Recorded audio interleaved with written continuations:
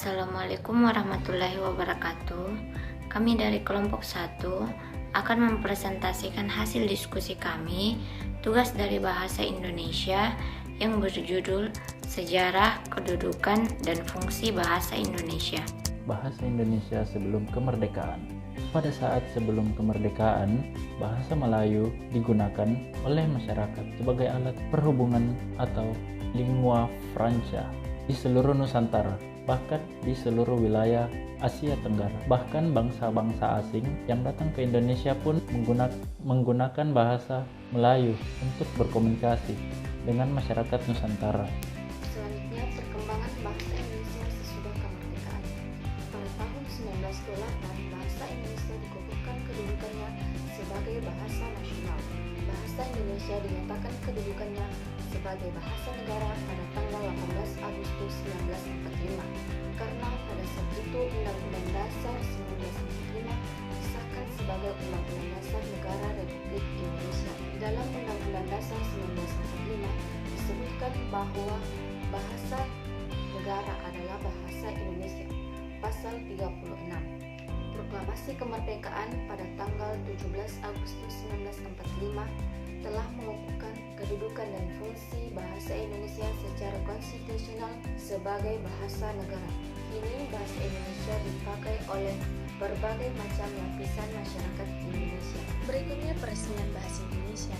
Bahasa Indonesia adalah bahasa resmi Republik Indonesia dan bahasa Persatuan Bangsa Indonesia.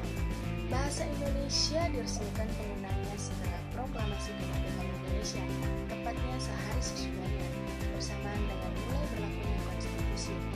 Dari sudut pandang linguistik, bahasa Indonesia adalah salah satu dari banyak ragam bahasa Melayu.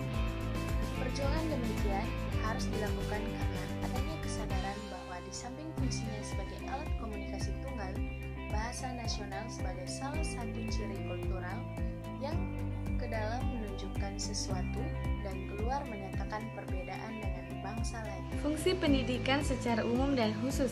Secara umum, fungsi utama bahasa yaitu sebagai alat berkomunikasi dan sarana untuk menyampaikan informasi. Tetapi pada dasarnya bahasa lebih dari sekedar informasi, mengutarakan pikiran, perasaan maupun gagasan. Selain itu, berfungsi sebagai 1. Untuk tujuan praktis, mengadakan hubungan pergaulan antar individu dalam kehidupan sehari-hari. Kedua, untuk tujuan artistik, agar manusia dapat menggunakan bahasa dengan seindah-indahnya guna pemuasan rasa estetis manusia. Ketiga, kunci untuk mempelajari pengetahuan-pengetahuan lain di luar kebahasaan. Keempat, sebagai bekal untuk mempelajari naskah-naskah tua guna menganalisis kebudayaan dan adat istiadat serta perkembangan bahasa itu sendiri. Selanjutnya, fungsi bahasa secara khusus bagi masyarakat adalah sebagai berikut.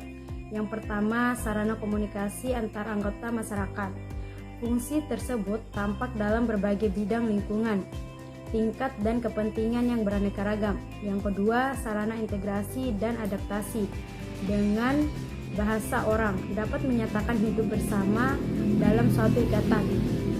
Yang ketiga, sarana sosial, berfungsi untuk mengendalikan komunikasi antar individu agar bisa saling memahami satu sama lainnya.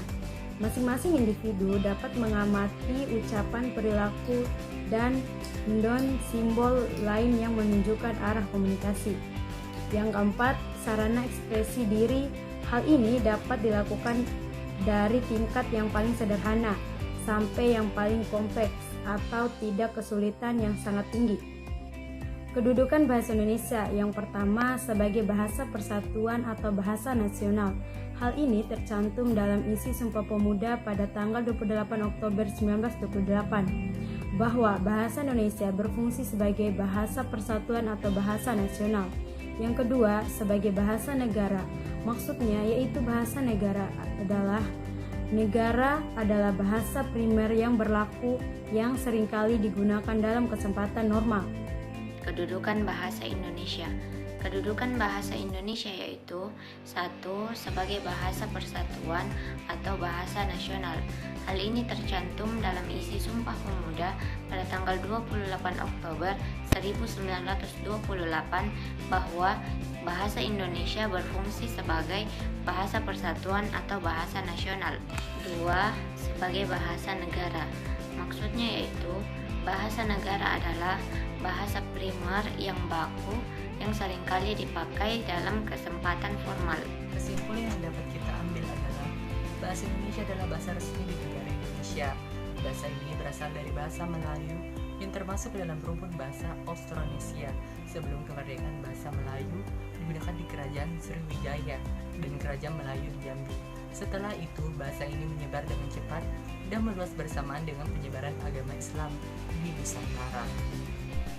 Bahasa Indonesia menjadi bahasa yang digunakan di Indonesia setelah terjadinya peristiwa Sumpah Pemuda pada tanggal 28 Oktober 1928 yang tertulis dalam Ikrar Sumpah Pemuda ketiga yang berbunyi, kami putra dan putri Indonesia menjunjung tinggi bahasa persatuan bahasa Indonesia pada tanggal 17 Agustus 1945. Bertepatan dengan tanggal kemerdekaan RI, bahasa Indonesia diresmikan kembali sebagai bahasa nasional yang digunakan dalam segala bidang kehidupan, terutama sebagai bahasa pengantar dalam bidang pendidikan. Sebagai warga negara yang baik, Kini seharusnya kita sudah mencintai bahasa Indonesia dan menerapkan dalam kehidupan berbangsa dan bernegara. Walaupun kita memiliki banyak ragam bahasa daerah, tetap kita tidak boleh melupakan dan menganggap remeh Indonesia yang merupakan bahasa resmi negara kita. Demikian hasil presentasi kami. Mohon maaf bila banyak kesalahan. Terima kasih. Assalamualaikum warahmatullahi wabarakatuh.